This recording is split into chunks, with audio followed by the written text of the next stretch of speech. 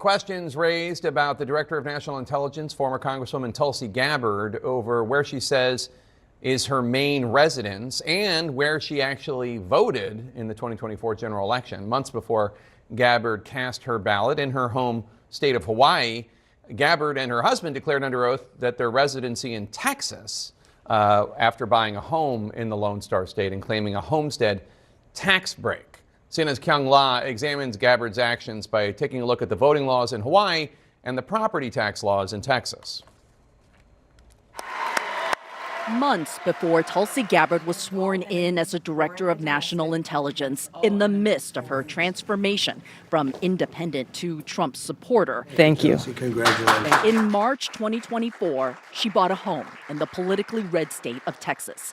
Soon after, the background on some of her frequent Fox News appearances changed from the slope of Oahu's Diamond Head crater. You see them out pushing this so-called woke agenda To a view of the Texas state capitol. This is personal for me, this endorsement of President Trump. A CNN investigation found that Gabbard declared herself a Texas resident, but voted in Hawaii in the presidential election last November. Experts say that raises questions about whether she voted improperly. Voter integrity is a serious concern and a serious issue. On the campaign trail for Donald Trump last year, Gabbard talked about election security on stage. We need to be able to have trust and confidence in the fact that when we cast our vote, that our ballot will be counted in the way that we have cast it. It's where Gabbard cast her ballot that's the issue here. Gabbard rents a home in Hawaii. She's lived in the Aloha State for many years.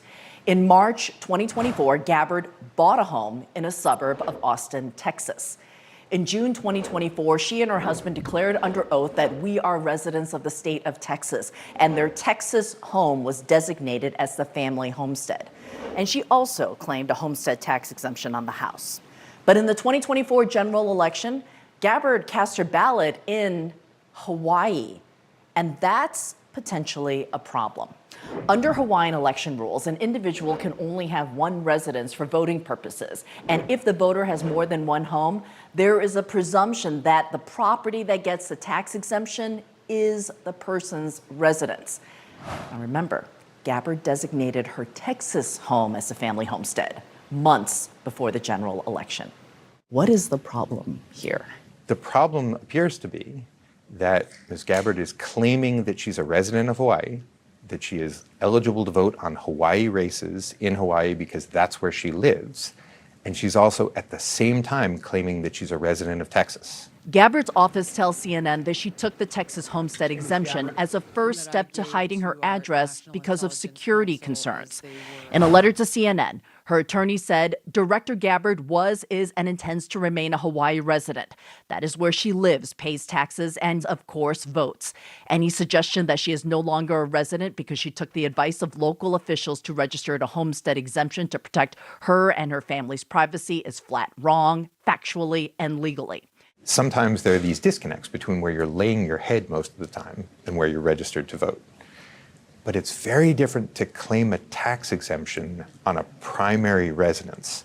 That's an indication that that's where you really live, and therefore that's where you should be registered. So what's the bottom line here for Gabbard? Well, we spoke with a Hawaiian election lawyer who's handled multiple election residency cases. He says theoretically she could face a challenge to her Hawaiian voter registration, Jake, but someone would have to file that challenge with Hawaii officials.